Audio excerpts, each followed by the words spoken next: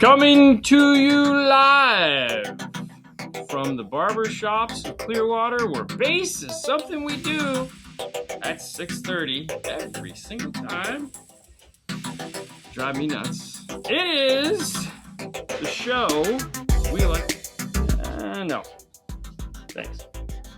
It's the show we like to call Car Stereo Talks with your hosts, this guy, Fernando, and myself, Dean. Welcome, everyone. Hope everyone is having a joyous Monday. Hope you're having a... Did you lock the door? I did not lock the door. You didn't. Really? Sorry, man. I'm not as good as you. Here, shut the actual door. Yeah, That cuts down on a lot of the nonsensical noise. Oh, it's so much quieter. Oh, it's so much quieter. Good day, everyone, and welcome. We hope you've had a wonderful weekend. Thank you, sir. Want to connect it this time? And everything. Evening. 60, sunny, Springfield. Very nice. What's up? Warm and Cali, 180. Well, it could be 100. Hola, muchachos. ¿Qué pasa? When are we going to see DNF subwoofer and speaker line? I would do an amplifier line before I did a speaker line. I think that would make more sense. What will be more trouble? When ARC lets them.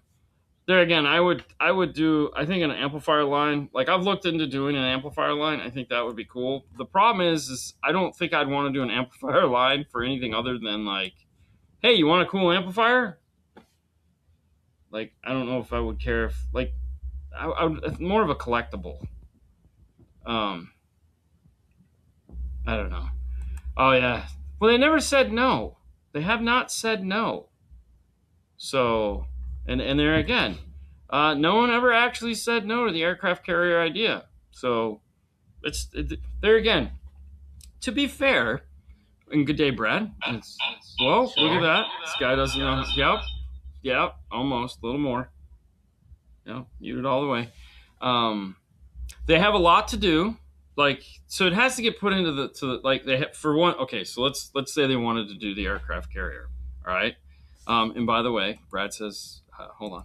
Brad says, good afternoon, everyone. Good afternoon. But let's say they did want to do the aircraft carrier. First, they'd have to look at cost analysis, meaning how much is it going to cost? How much is it going to cost? How much you're going to sell? How much you're going to buy? And then how many are they going to sell versus how much it costs? How many are they going to have to order in? Can they do like a small batch or they have to do a full batch? Because that's the thing. Like if you got to order 500 of these things, it's a little ridiculous. Whereas if you can order maybe, let's say, 100 of them, then that's probably a doable, realistic thing. So, but yeah, but there's a lot of you gotta be something positive. Yeah, there's a lot that has to happen there. So we'll see. Yeah,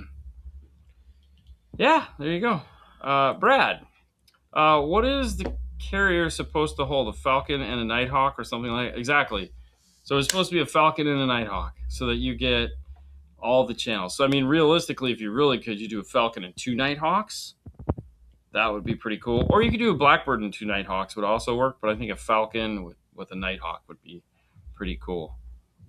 Yes. You want to go to what? Facebook? Yeah. Oh, you're jumping ahead. Sorry. I know. I mean, yeah, all right. Like 20 minutes in, though. We're literally 4 minutes in. I was stalling for you to get your... Hey, I'm done. For you to get your stuff together. Hey, we do this little thing called the 12-volt clean wire club. Some of you guys have heard of it before. This is it right here. Wow. 245,000 members. I never look at that. I'm not going to lie. No, I don't. No, because that's your job. Wow, this does look really nice. It's a lot of work. It is a lot of work. Plus, you got the hydraulic pumps there. Hydraulic pumps. Wow, that is it looks good. I like it. It's like 3 amplifiers in a small space. Yeah. The little Moto DB drive, little power monsters. Those are pretty cool. Mm-hmm. Yeah. Do we know who did it? Yes. The people that did it is called Black Audio. Okay. Very nice. Yes. LLC. Black Audio LLC. And they got the little connectors here to plug in there. That's cool. No, very nice. Very nice. And this segment is brought to you by the fine folks. Yes. At DNF tool drawer. That's right. If you'd like to find some of the tools that you need, or pick up at IRTA too, possibly with keychain while supplies last. We are almost out of keychains. Like there's probably I might even just pull it off the website and no more. I mean, we got a few that I'm just giving away with the IRTAs, but yeah, everybody wants the new one. I understand. Everybody's like, I want the new Van Halen one, and I have to make it. So hopefully on vacation I'll get 10 minutes to design it, but we'll see. If you got questions, we got answers. So go ahead and start getting your questions in while I go through some of this and say, evening, gents. Jody. Go a little bit farther in here. Are you going to work on a Chrysler Pacifica minivan this week? You know what? There was one scheduled to be here on Wednesday. Turns out we're going to be out of town on Wednesday. No. I know. All knobs to the right. All the way up, baby. Break it off at 11. Live! No more locked doors. This isn't the 70s. You got to lock all the doors. Hi from the UK. What's up? ¿Qué pasa? Yeah, Mondays. Who cares? It's a Monday. Does anybody really care about a Monday? I missed a few. Hey, everyone. I'm so tired. I hope I'll make it through the show. Me too. I hope you do too. But, Sure. Hey, it happens. It happens. Welcome back. Hey, Karate Peeps, question. How do you set the crossover for coaxial speakers? I heard using a DATS works only for components. It will not work on coaxials because of the tweeter. Thanks. So the reality is depending on where you're going to put the coaxial, it still applies basic principles here, okay? So when you say crossover, so a coaxial has a tweeter, maybe 2 or 3 tweeters in the center. Those are already actively crossed over inside of the coaxial, and then you have the mid bass. Now, let's say, for example, you had a mid bass, matching mid bass that was a component, and you were going to cross that. Did we turn the air on today? Mm-hmm. Okay, and you were going to cross that over at 80 hertz. Well, it's the same mid bass. You'd still cross it over at 80 hertz, 12 dB, call it a day, or 24, depending on how you're going to run it. Now, this is where it's open for debate. Let's say you're going to run out in the rear channel. So let's say you have a coaxial in the rear, you have a mid bass in the front. This is why it's open debate. Some people, if let's say you had a set of these guys here, that button. Let's say you had a set of Focal Flax mid bass in the front door with the tweeter mid range, and you had the Focal Flax mid bass in the back door. Some people will say cross the mid bass over higher.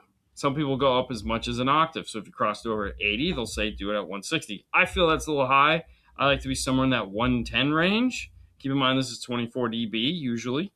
But the opposite side of that will say no. If this mid bass is crossed over 80, 24 dB Linkwitz Riley or 12 dB Butterworth, whatever it is, cross that same mid bass, cross it over at the same frequency. Okay, and hopefully they'll couple and all magic will work. It's iffy. So a good recommendation to start out on your coaxial would be the same. If it's going in the front door, would be the same crossover you crossed it over with a component. So let's say between right around 80 hertz. And if it's going in the back door to be coupled with a mid bass, I'd say somewhere between 80 and 110. So that would be mine, and that's what I do. So there you go. It's not an exact science. My mom just got into a car accident today. That sucks. That sucks. Hope she's okay. Hopefully she's okay, man. That sucks. I didn't know that Lightning Car Audio was made by Rockford Corporation. Originally, it was not. It was purchased by Rockford Corporation along with Hafler back in the day. And it was brought back out, and that's like the heyday of Lightning Audio when they had like the nuclear waste stuff. That was all nuclear waste. It was, if you want to see it, type in Lightning Audio nuclear waste, and they had these really cool. They had 2 series, and then it kind of grew and changed. But the original one was this gray, and they had these little metal logos on the top that were the nuclear biohazard. And you could take those off, and you could buy fans that would the same pieces. So you could upgrade the amp. And then they also had a stiffening capacitor that would plug into the side of the amplifier also.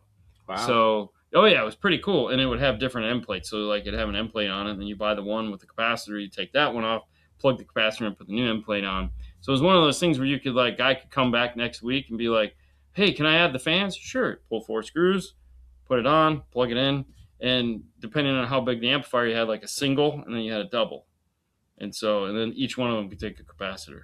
And then they came out with a Bolt series, which was a yellow version of the amplifier, and it just had the swappable fan. So it had this little tiny yellow puck in the center that said Bolt, and you could take that out and they had a little Bolt fan that would go into it. Eventually, it all kind of evolved into not the toxic waste look. Went to like blue, and it just got bigger, and eventually, and it just burned itself out. So, what's up, guys? Caesar, what's going on, man? Hopefully, we can see you at Master Tech, man. I love how much of a nerd Caesar is. He is such a nerd. Crazy. Yeah. Like, in a good way, though. So, yeah. No, I meant like comic nerd. That's what I'm saying. Yeah. I love it. It's so cool. I hope to see another floor walk video at Master Tech Expo. No promise. I'm not gonna say. No promise. Yeah, really. It's just. So, if there is one, I could tell you it'll be like before hours and like crazy because like the schedule. Well, we know you are in Phoenix, but that doesn't mean you're gonna come, right? Exactly. Just because MTX is gonna be there, I'll be at the show. Fantastic. Yes, can't wait. I mean, I want to. Let's just go with that. What's up, guys? Is using home speakers a good idea in car application? I ask because they seem to be easier to drive forum applications with less wattage. Also, they seem to have a better range of frequencies. Thanks. Okay, so this is one of those funny ones, right? Because I feel back in the 80s, we all kind of started with home audio speakers in our cars at some point. Mm-hmm. Sterling Vega was probably the most popular because you usually have a 12 or a 15, a little 2.5-inch speaker and a tweeter and a box. You seatbelt them into the back seats. You power those things up and you drive it. Now, I know that's not what you mean. You're just talking about the actual individual drivers. And the reality is it just comes down to what and where it's going to go. Because keep in mind, a home audio speaker is designed to penetrate this way, okay? It goes forward. So its dispersion pattern is built around the idea that the speaker is going to be on a plane along with the mid-range and the tweeter, and everything is going to fire in a singular direction. Whereas in a car, the speaker is down low and the kick possibly up a little higher. It could be aimed in a weird direction. And so off-axis listening might not be as great unless it was designed specifically for a car environment. Speaker is a speaker at the end of the day. Magnet, a spider, a voice coil, an autoformer, cone, surround, foam pieces, bass, aluminum, whatever. So all these little cool pieces go into it. I would say it's arguably there are some differences, but there again, probably not as many as you would think. So could you go and grab a set of home speakers and put them in your car? There's plenty of people that have. I mean, why not? Better? I wouldn't say they're better per se. I would say it just depends on the speaker that you're trying to use. At the end of the day, Morel makes tons of speakers for car applications. But as Brad chimes in, it says home speakers adhesion aren't always ideal for car. I've had them fall apart on me. And there again, I'm not even getting to that part, quality control, or actually what they're made out of. When you look at a speaker that goes in the door, it's typically an all-weather speaker. And then we go, what? Yeah, so they're usually under the assumption that they're going to get wet at some point in time. Resistant? All-weather, meaning it's like they're going to get moist. Okay, there's going to be some water that spills on them. And some speakers don't bode well that way. They don't like wetness. Okay. I don't think any speaker likes to get wet, but speakers are going to get wet in your door. It's just going to happen. It's unavoidable. Even if your window's up, there's going to be some water that splashes in the inside of it. Mm-hmm. Brad brings up the interesting point of heat. Your car can get upwards of 100, 120, 130, 180, sometimes 200, depending on where you live. Arizona. Yeah. And so is it built to handle that? Is the cone and the materials it's made out of UV safe? I was just purely thinking of the sound differences, but I mean, then there's the whole build quality difference. The boring thing. Yeah, the boring stuff. That, like, who thinks of that, Brad? So, anyways, there you go. All right. Before we jump, because if you're not, she's gonna be like, "What?"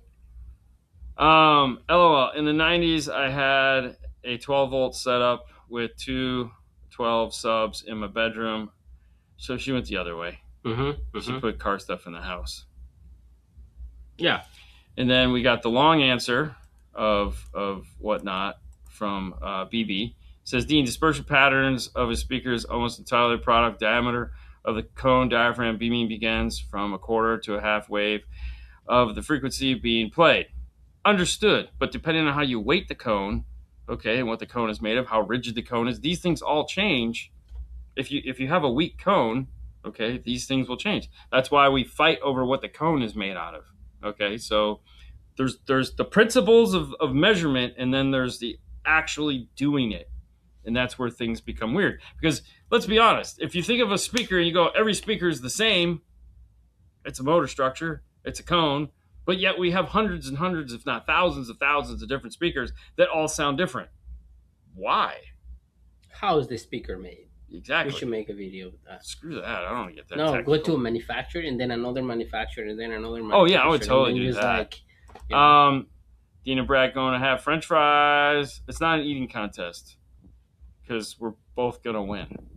Like, no, that's impossible. No, we are, because one has to lose. No, there will be no French fries left. So at the end of the day, they're all, whoever eats the last French fry wins.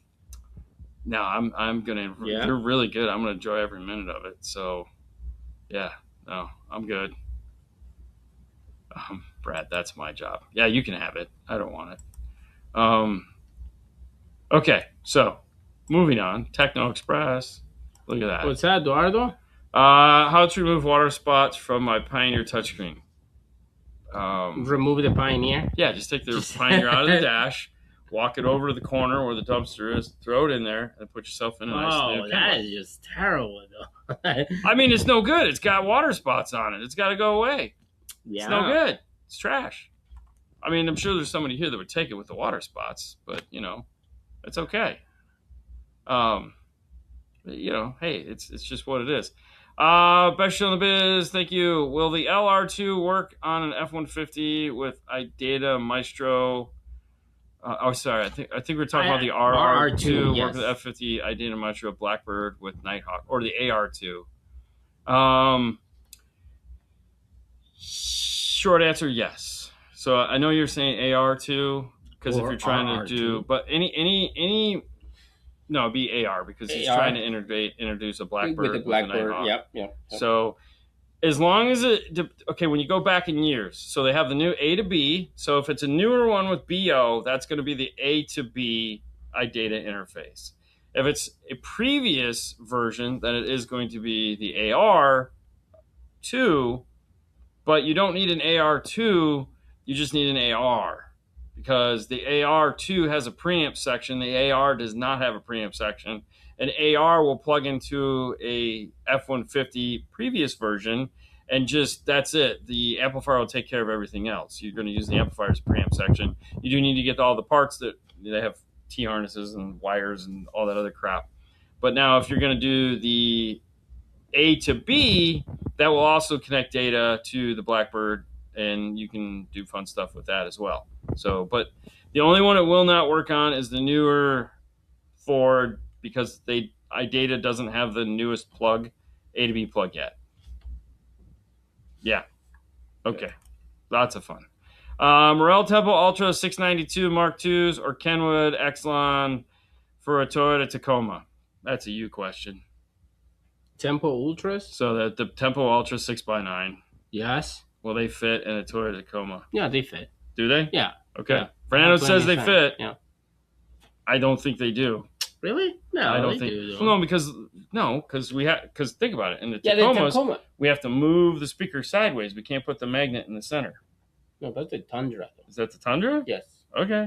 Yeah. If you say Tacoma, so. The Tacoma is the small one. So yeah. It fits in the small one, not the big one. Mm-hmm. That makes total sense. Yeah. Well, because the Toyota Tundra the window is bigger. Yeah. It goes, the Tacoma is not. Okay. But go for it.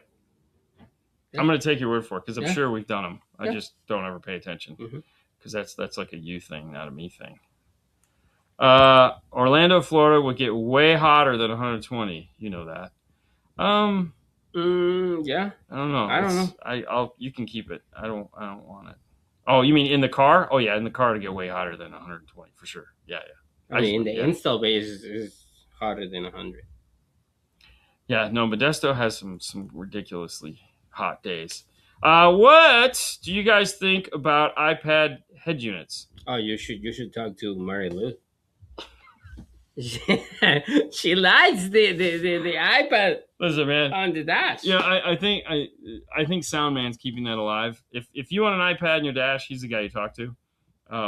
It looks cool. I've never liked the idea. I wanted to do that. I know you did. I know. And I think we cut it for something like that, but I've always thought it was a dumb idea. Really? Well, because it just doesn't interface right. You can't interface with the camera. The steering wheel controls don't work. You got to do a radio behind it and all this other crap. Back in the day, before all this crazy screen, it was cool. That was the idea to have. Cool. And there again, if it's something you want, Soundman CA, 12-inch Pro, Soundman.ca, whatever.com or .ca, whatever. Soundman's the guy. That's what he does. He's the expert. He'll tell you how to do it. I don't like it. I don't think he'd tell you how to do it. Yeah, he sells you all the stuff. Do it. Yeah, he does it. He sells you the parts. Yeah. He'll sell you everything. I like it. It's cool. Brad, this is lame. But it's a dry heat. Yeah, it's like sticking your head in the oven. It sucks. Can breathe. It's like a sauna. Oh, it's so bad. So Vegas has 100. Oh yeah, Vegas is rough. Oh yeah, no. What happened to Rockford Fosgate coming out with new amps last year? Fair question. Still in the oven. Here's cooking. Here's the reality to this statement. Before we do that, I just want to do this. I'm gonna actually pull back. I'm gonna put this in place for right now. So in 2024, in 2024, Rockford announced that they were going to come out with new punch equipment. They brought us all into a room. It was a couple, say like 100 people, and they showed us prototypes of the new equipment, tangible, physical, like here's what we're coming out with. And they said, we will have it in 2025. And I go, will you now? And they were like, yeah. And I said, you sure? Because I like to give people an easy out. They said, that's our plan. And I said, all right, that's your plan. We'll run with that. You know what they say about plans, right? Brad and I were just talking about this. I love what they plan. Anyways, I love it when a plan comes together. Well, guess what? The plan didn't come together. It turns out that is a lot more work to do things the way they wanted to do them, not just in the amplifiers, but the speakers themselves. They had a very, very ambitious thing that they wanted to do. In the midst of this, they still have other things that they were doing, one of which needed to take priority between the launch of Punch. So they decided to say, all right, look, we're gonna readdress this, and we will be coming out with some form of an amplifier in 2026. So this year at SEMA, we're expecting to see whatever is going to come out for the amplifier. They asked for more time, and I said, fine, take it.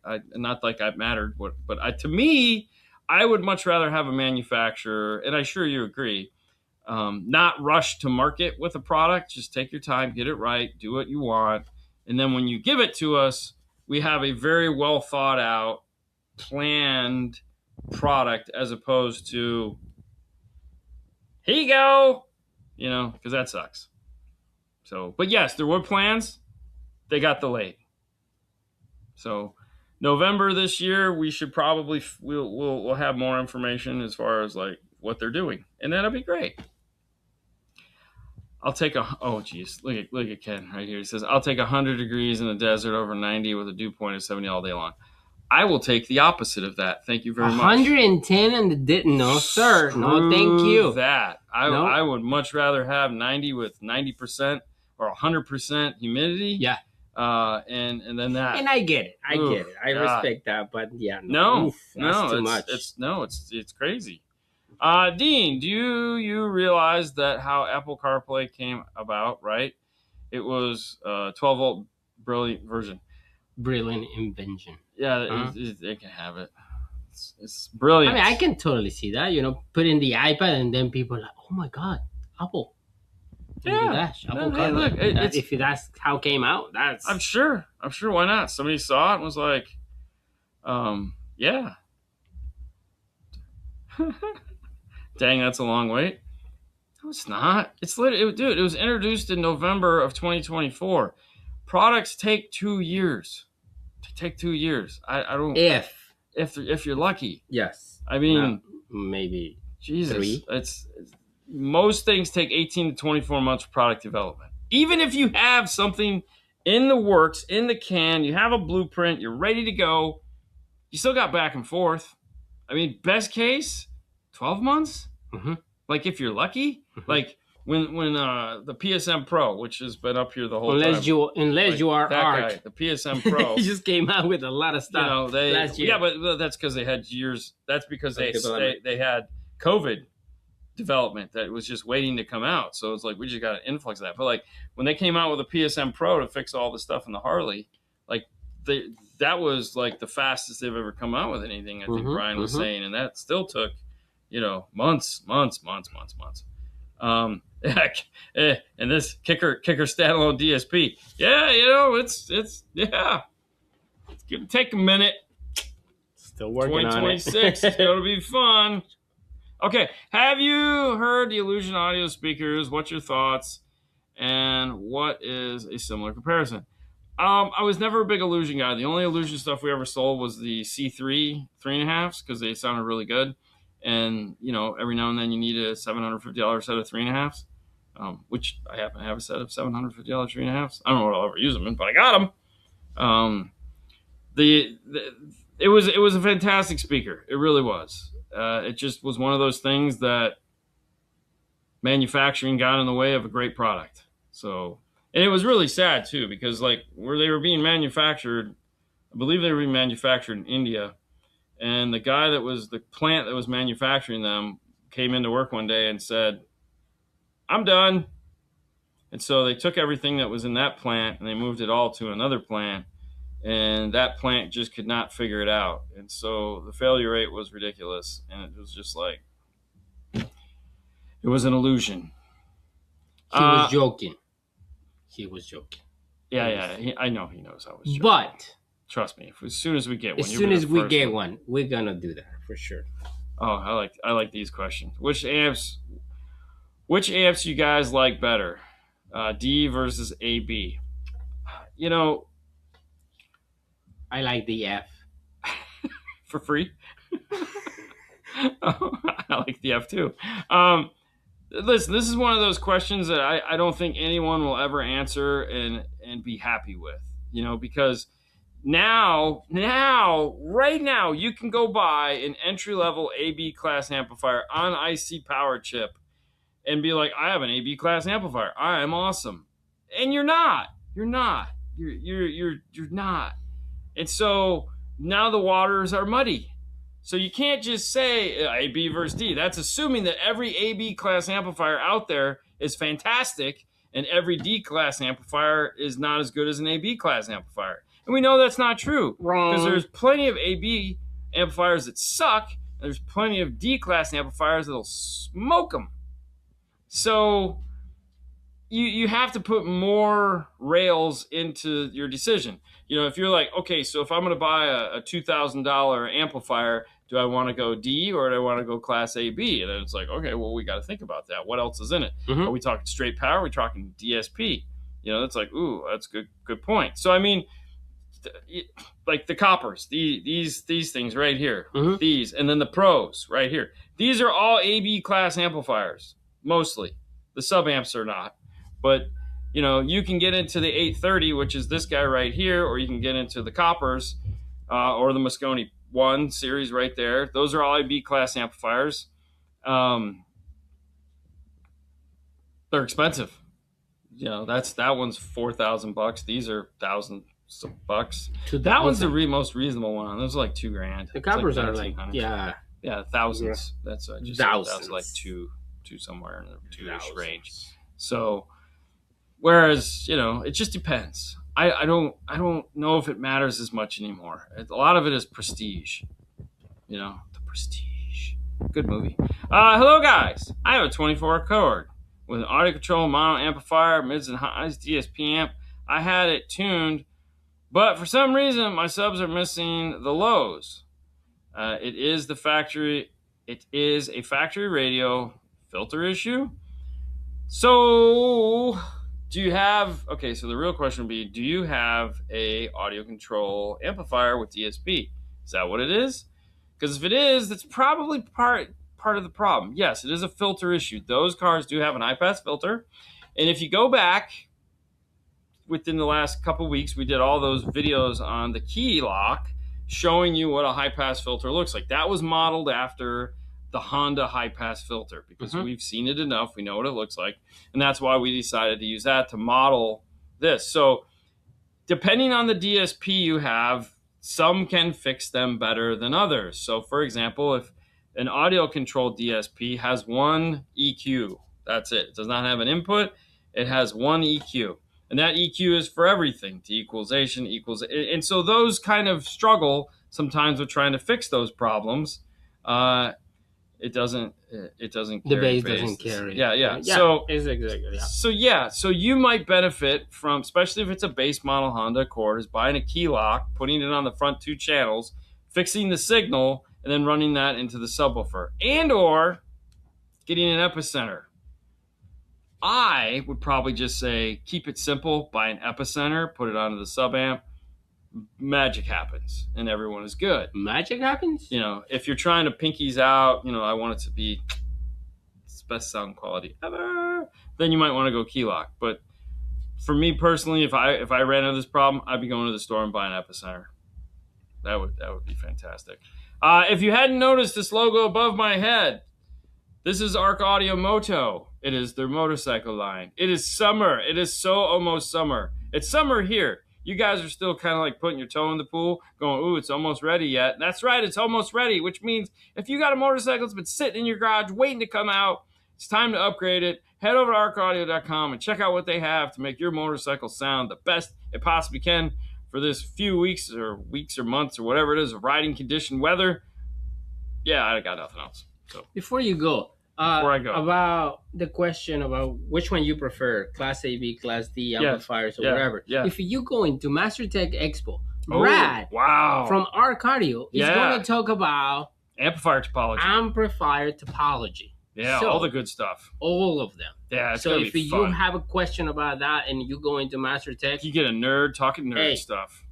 And we only got like an hour and a half to do it, or maybe an hour. I don't know. It's going to be great. I can't wait. All right, continue with tweeters off axis versus fired at you, both on pillars. Okay. Thank you for the tuba. Yes. So this kind of depends on what your goal is in the system. Okay. If you're trying to look like a normal car and you're doing this for your own personal enjoyment, and the only person you have to please is yourself, a little bit of tilt coming towards you like a factory is going to sound fantastic and not look terrible. If you're like, no, I want to be, I want to modify. I want like, I'm going to maybe go on a contest on Sunday and I want it to be fantastic. I don't know. Or you just want the best representation possible. You're going to tow those suckers in a little bit more towards you, kind of maybe sink them in and do that kind of thing and just look like you got a big dumb tweeter on the side of your A-pillar. So it's kind of where you're at. Yeah. But anyways, okay. Dude, like, those guys are driving me crazy. Oh, wait, before you go on. We had a high of 48 today where I'm at in Oregon. It did feel like summer. See? Summer. What one man's summer is another man's winter. What do y'all think about Bluetooth streamers? Can they be used instead of head units? How will you install them with the DSP? So, fortunately enough, most DSPs have the option for a streamer card, whether it be over Wi-Fi or high-res Bluetooth. Do we still have that one sitting right there? Or did I put it away finally? Which one? The 92K.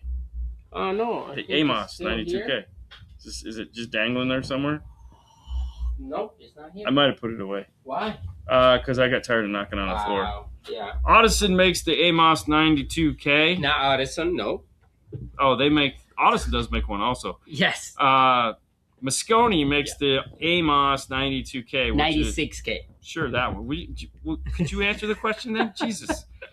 Anyways, they make the Amos 96K. It has RCA. It has Toslink output. It's designed. It's a Bluetooth streamer that's designed to Bluetooth stream up to 96 kilohertz. What makes these things work is the amplifier and the knob that the amplifier has. So, for example, if you're going to do the Moscone piece into a Moscone, then you would buy the Gladiator. If you're going to do something streaming into like a Helix, then you're going to do the Conductor. And then Audison has theirs too. The only one missing right now is ARC. They just have a knob. Master volume knob. That knob over there?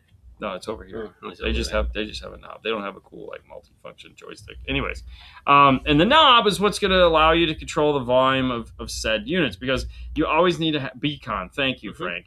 They have the beacon, and what these are designed to do is plug into any device. So you can pick your favorites. Now, as far as the volume knob goes, it's going to depend on the DSP that you have and how that works. But the beacon, the Amos, and I'm sure like Helix has one too. Helix has one. Yeah. They all make them, and yes, it's a perfectly acceptable way to do that. Another way that a lot of people do it too is they'll get like their little portable high-res player. Yeah, and then those will have digital out, and so they'll just put a bass and have it go to the digital out, which most amplifiers have a digital in, and then you just switch between presets. So your preset 1 would be like factory radio. Preset 2 would be like you're going to change the inputs, or most of the higher end DSPs have auto detect.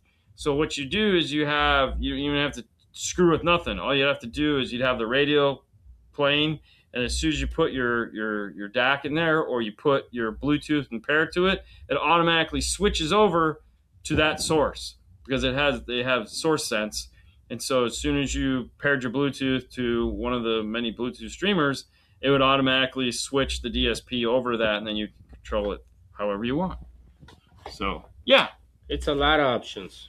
Beacon does LDAC, Kodak, yeah, which to my ears sounds pretty much indistinguishable between lossless CD test in my studio.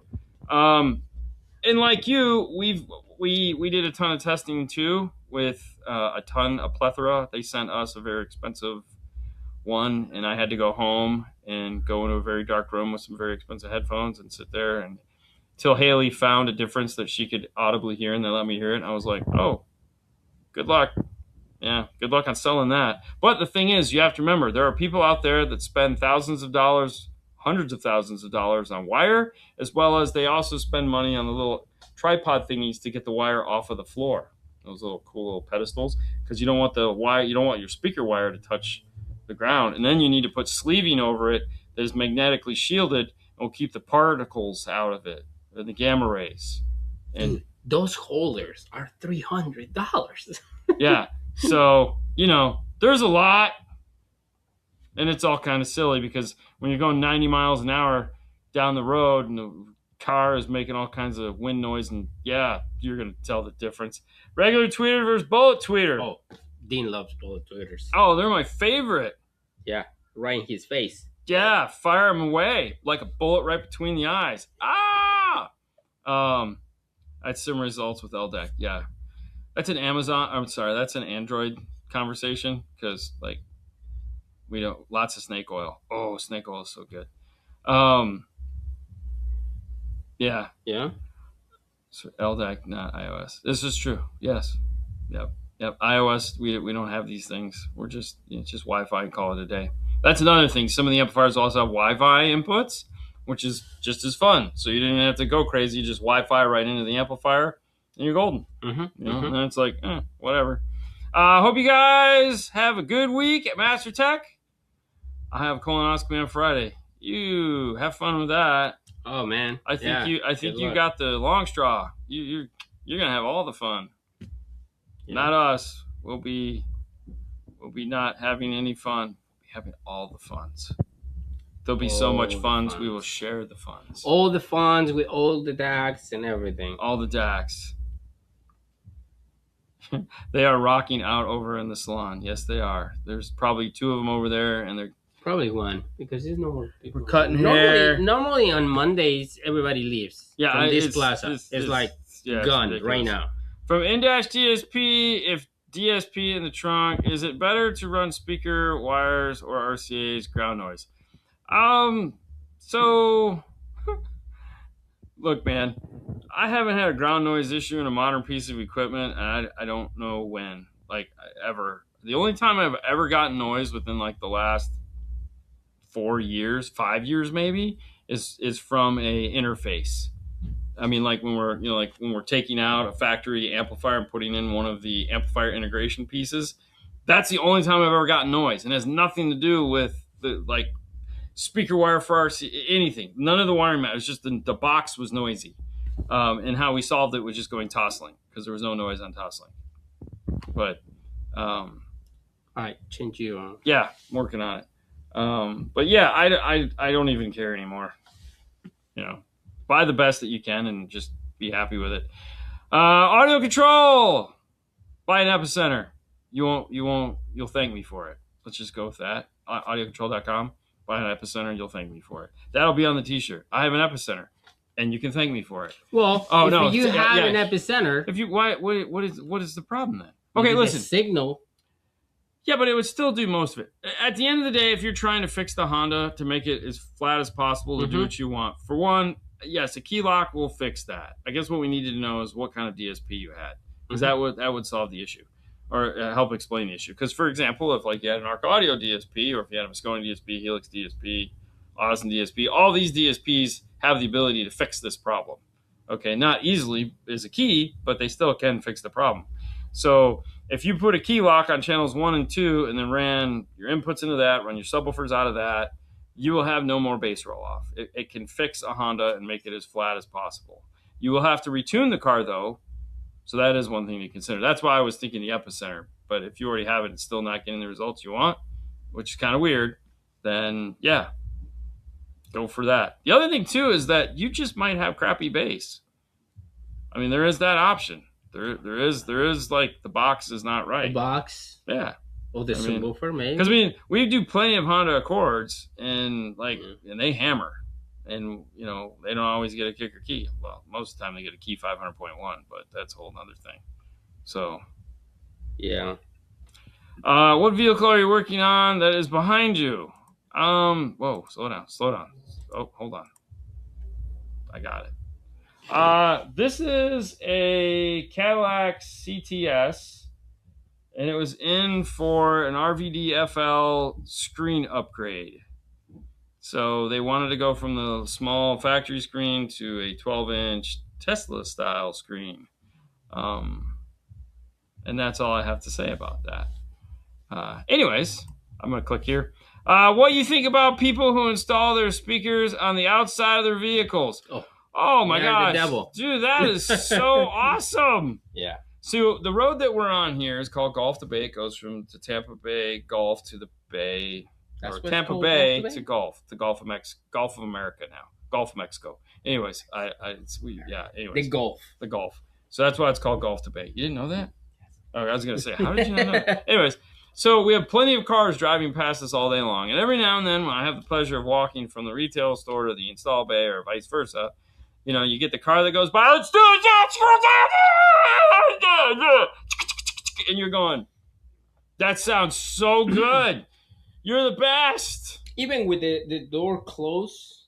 Oh, we'll hear them off. Yeah, because you'll hear them off of the, they'll reflect off of the apartments behind. I think it's fantastic. I really do. The only time it bothers me is when I'm at a gas station pumping gas. So you're saying we have to put speakers on the Mustang? No, I don't personally like it, and I'm not going to do it. But I think it's fantastic that somebody else is doing it. I think you should do it, though. I think you're on crack. There's not a chance in hell I would do that, but I think it's the greatest thing ever. I think you're an audio ban. No, I think it's great. I don't see. New V8 Ultimate enough to power the Karma 6x9s. What would you suggest? I honestly don't know. What's the Karma though? Karma's a brand. It's one of those. Oh, it's not actually that's that's the karma. That's what you get.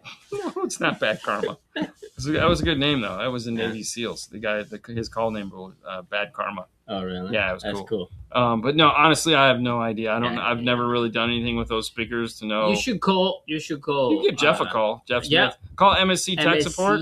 America. Yes, MSC America. And you'll more than likely get Jeff, and he would tell you. Yeah, you'd be the guy to answer that, because I'm sure he's actually probably heard those. He's a nerd like that. So, Kicker Key and Epicenter will fix it all. Yeah, you're not wrong. I mean, and there is an argument to be said that, so originally what we wanted Audio Control to do, this is back before Audio Control sold the Stinger and all this, is we wanted them to come out with a double epicenter. And you're like, what? So we wanted an epicenter that you could tune electrical. So you could go and you could fix the problem with the, so basically use it as kind of you're using it in more of an equalization fashion. So you could almost do like a one band parametric EQ, and then an epicenter would be really cool. But then they sold the Stinger and that idea got canned. But that was really kind of one of the things we really wanted them to do, and we thought that would be really nice. We also realized that it'd be very hard for people to dial in without some form of an RTA, electrical RTA, because you have to be able to see what is going on for the most part, and not just because you're not going to be able to hear it with your Ingo. But you would be able to set your gains, right? Yeah, no. Anyways. Okay. You good? Yeah, I'm looking. Hold on, I'm going to put the Dean and Fernando Metro speaker kits with roadkill or sounds good speaker adapters. Okay. So, fun question. Really fun question. And I'm going to answer it with depends on what type of speaker you're using. Okay? So, if you buy a Sounds Good speaker adapter, it's a 1/2-inch piece of HDPE. There you go. Which is solid, man. It is like you're screwing a lead plate onto the door to mount that speaker in. Yeah. It is going to be the most rigid thing you can screw into. Okay. If you have a stamped steel speaker that isn't moving a lot of air, might be a little bit overkill. However, I'm guessing because you said speaker bracket was roadkill on it, you might have a better than that type of speaker. Maybe a cast aluminum basket, something like that. In which case, I would go back to say, get the Sounds Good bracket, because it's going to be more rigid than even the roadkill. Now, Metro with roadkill on it is a fantastic option. It will do the job. But the more rigid of the two is the Sounds Good adapter. Now, you could also, just throwing it out there, you could also buy the bracket or get the bracket and use that as a template to make your own. If you have the If you're just one of those DIY guys that like wants to waste more money than just buying the ones from Sound Good, be like, I'm going to make it myself because I want to feel good about me. I want to be able to tell people I made the brackets all on my own. I would just contact Sounds Good Stereo and buy them from there and not worry about it. Okay. I mean, there's that. I am lazy to buy them and done. Yeah, that's all good. It's all good. I mean, it happens. Can you explain what Punch EQ does with the DSR1 and PLC2? Okay, so you have to understand where's the PLC2? The volume knob. Yeah, it's the knob. Okay, so Punch Bass is something they came out with back in the beginning of the Punch 45 era of amplifiers. And basically why they came out with it is because, like anything else, bass was not great. And a lot of the stuff we were listening to needed a little bit of help on the bass side. Recordings weren't that good. You're still using tape, or you're using something recorded off of a record. So it's a 45 dB parametric that is fixed, so you could say EQ, but it's wider than normal, so it has a wide Q with a volume knob.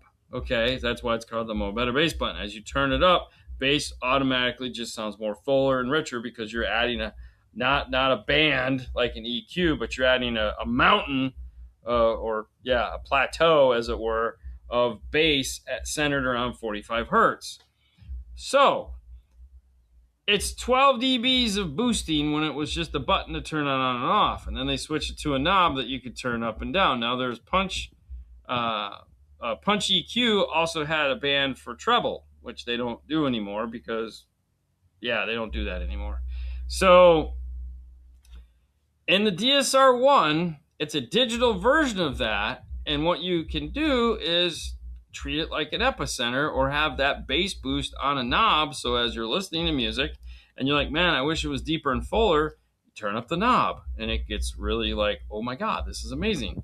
Now with the DSR-1, when you're integrating into a factory stereo like a Chrysler or a Ford, you can actually program the bass control in the radio to be your level control for punch bass. So what we would like to do is when we install a DSR-1, let's say off of a radio or something like that, and the amplifier came with a level control, we would try to sell you a second level control, so you could have subwoofer level control and then punch bass level control, just like you would if you were doing an epicenter. So you could turn that knob up. Now, some amplifiers have like the bass knob where you adjust it and all of a sudden the bass sounds better, and that is pretty much a throwback or a stolen idea from when Punch started doing it all those years ago. And it would be nice if there was a volume control, if you had a dual function knob, one for that and one for this. And so when you look at like the LX amplifiers by Kicker, you have Shock, which is basically their version of Punch EQ, however they've modeled it. And that's why they give you push the button to turn it up and turn it down, is because that is so that you can get that control and add that extra punchiness to the bass when you want it and take it away when you don't. And so that's why you would add the knob to the DSR-1 so you could back it away. But you have to choose. Do you want it to be master volume control? Do you want it to be the punch EQ?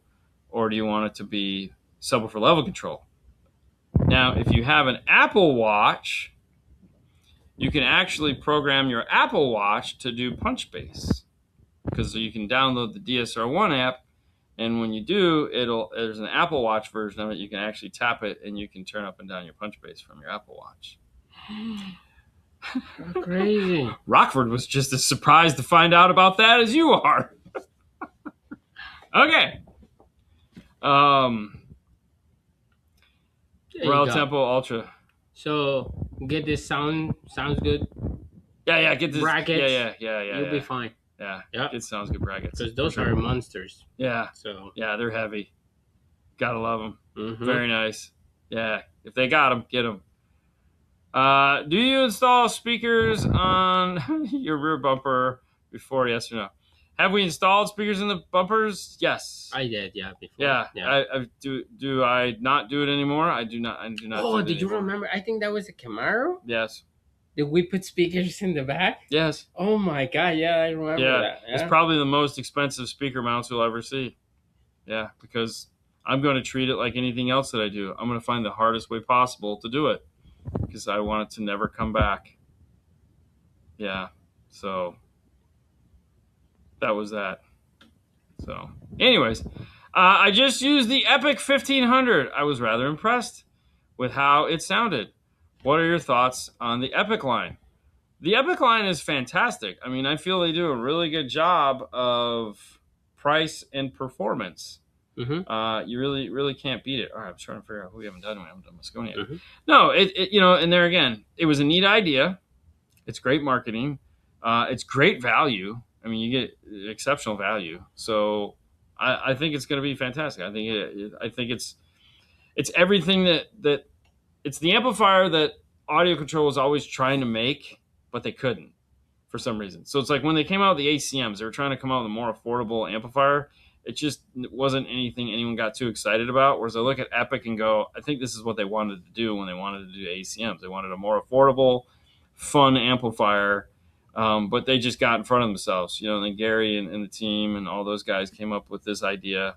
And it's pretty cool. And I like the fact that it has the power output so you can hook up an epicenter, a high level, low level adapter, without having to tee it in. That's kind of a really nice feature. So, anyways, you good? Mm. What do you got? Can I just click on one? Okay. Kicker key goes before or after epicenter if you run both. The kicker key would always go first because that's going to DEQ the system and get it all flattened out, and then you're going to go to your epicenter. So, good question. So, yep. Do that, and then you'll be good. Greetings from Australia. Oh, look at the cat. He's just going to all chill.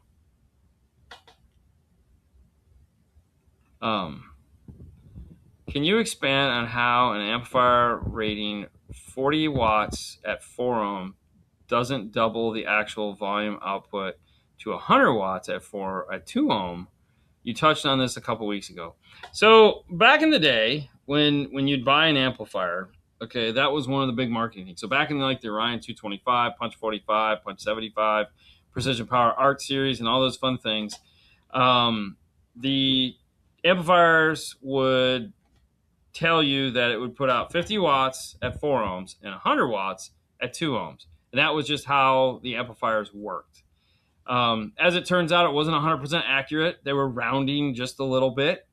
So it really wasn't like they were doubling the power like they said they were. So even though it was putting out 50 watts, realistically, this is pre-dyno days, it was putting out more like 85 watts maybe.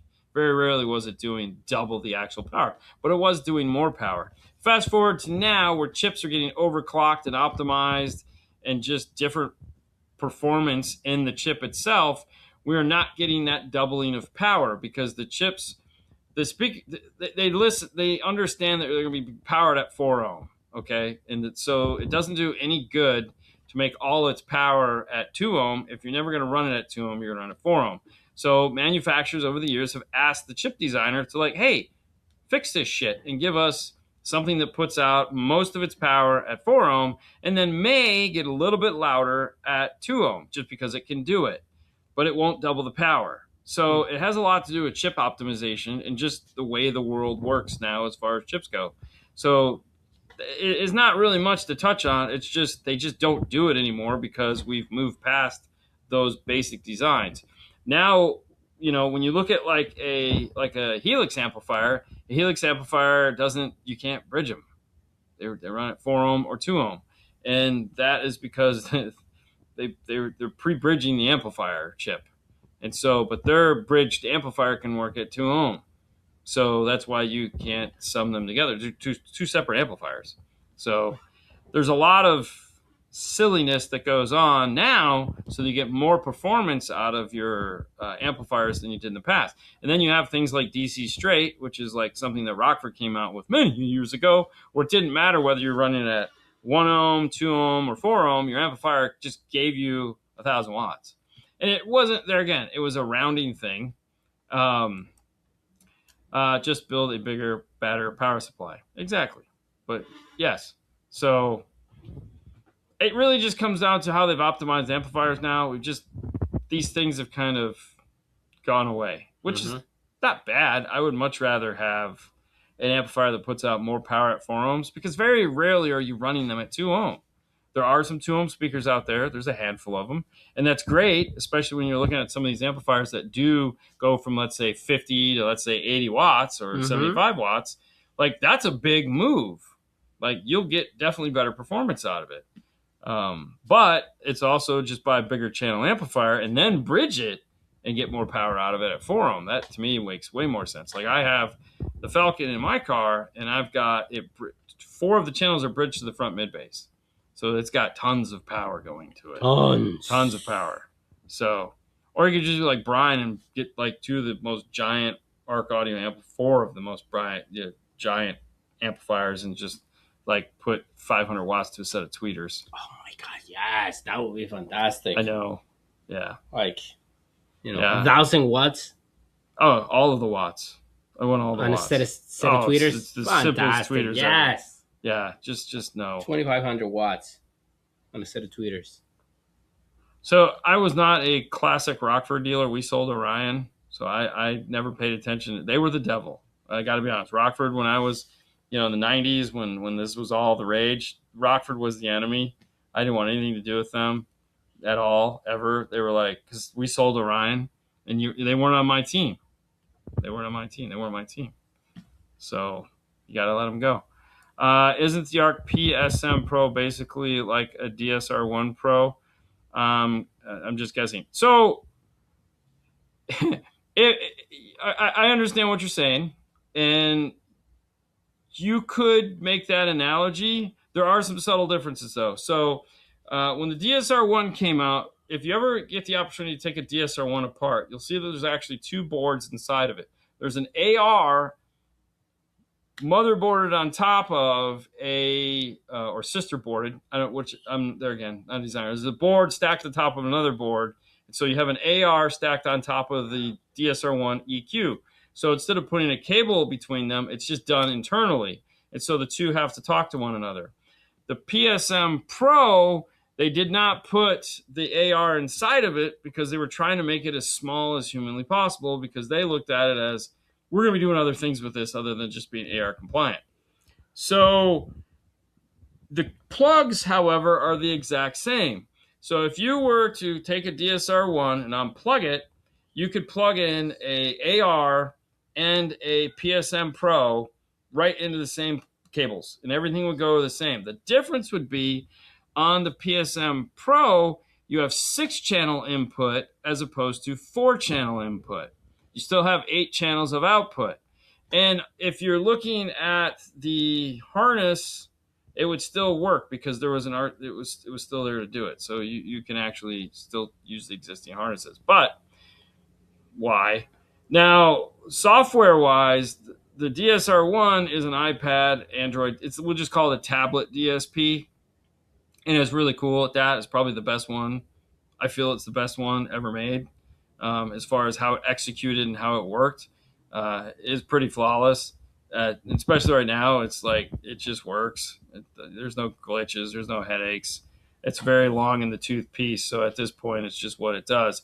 The PSM Pro is going to be plugged into a laptop, and you're running full DNA software. Now, if you fly back in the Wayback Machine, there was talks of a DSR Pro, or the next evolution, DSR2, we could call it, I guess. And what you would have got out of the DSR2 was a lot of the functionality that you get with DNA software on the ARC Audio piece. Because that you would have to, right? You would want all those cool features built into it. So, yeah, I mean, I guess if you wanted to, in the world that we live in, say, if I wanted to upgrade from my DSR1 to a Pro DSP, ARC has made that step rather easy for you. So if you're like, man, I really want to go full out, well, yeah, go with the PSM Pro and AR and be done with it, and there you go. But you don't even have to do that, though, because all of the ARC Audio DSP stuff is all AR approved. So you can literally go AR right into a Blackbird, right into a Falcon, right into any one of the DSPs, PS6 to 8, this 16 to 12, all of that stuff, and have like the best experience possible. So best experience. Where is the on-off for punch bass in the DSR1 with the Jeep Maestro? I know the levels are just speed adjust. So, okay, that's where it gets tricky. It all has to do with the setup. So you have to program that stuff on and off. Most people set it up wrong. I typically do not. When programming the DSR1, there is a function for on and off. You turn that off, okay? Because that has to do with like rear seat entertainment or something stupid, which most Jeeps don't have. So I don't even use speed control. I just set it up for subwoofer. So if you can't find the on-off for it, it's programmed wrong. So go back, reflash it. Just plug it back in and go to the setting. You know, it's at the top of it, so anyone can do it. Okay, you can plug into it. At the top of the page, once it recognizes at the top, it says, it looks like you've already done something to this. Would you like to not screw it up? You click here. And what that'll do is that'll allow you to go directly to the setup page. It will not lose its tune because it's, it shouldn't. And then you tell it, you go to the setup page where it has like the 5 question marks, and on off, you set to nothing. That means it's just on all the time. And then if you still have drive volume control, you can leave it there. It'll work. It'll do its thing, and then you still have some bass control. But you can make subwoofer level control bass, and then you can make punch bass the speed volume control. So you can do all kinds of fun stuff. Yay! Said? Yeah. Yeah. All right, last one. Okay. In your opinion, what sounds better? An equally built Wrangler or Bronco? Wrangler. Wrangler, for sure. Broncos suck. The speaker location is trash in a Bronco. It's just, don't get me wrong, we can make a Bronco sound really damn good. Mm-hmm. But a Wrangler, done right, dude, you got 6.5s. You put the Metra grills on them so you can get all the sound through it. They're right at your face. The tweeters, it sounds way better sound. I don't. It just sounds better, you know. But hey, that's what it is. This last segment, in case you hadn't noticed, is brought to you Moscone-Merrick.com. If you do want to get that AB class amplifier, like we talked about earlier, because you're like, hey, baby, I want the best, head over to Moscone-Merrick.com. Check them out. They also have Gladen speakers.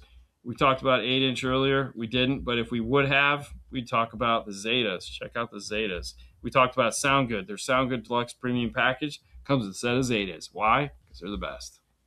Zetas. Okay. Zeta later. Zeta-licious. Anyways, hey guys, it's Monday. We are here tomorrow, and then we are off into the Great White Desert. Maybe the Brown Desert. Either way, we're headed to Master Tech Expo. Oh my gosh, it is going to be so much fun. Will we take you with us? We'd like to. The plan is to possibly, maybe, if all goes according to, well, yeah, of course. Like, why would we not? It's fantastic. We want you there. You should be there. There's lots of opportunity. Everyone talks about making this on their bucket list. Well, hey, tomorrow, you never know, might not come. It's going to be a car show, a truck show. There's going to be a Dino's Get Down Mini. Yeah, it's going to be fantastic, Dude, which is going to be open to the public. It's going to be fun. If you're hoping for a show on Saturday, unfortunately, we'll be there doing that. So there'll be no Friday news or Saturday show. And Monday, we'll be traveling. So we'll be back Tuesday. So it'll be great. But don't worry. Don't worry. We'll have something for you to watch. I don't know what it'll be, but we'll have something. And you'll love it, because that's what you do. Thank you so much. You guys have a great rest of your week. We'll see you guys when we get back, if we don't see you in the meantime. Bye. What was that?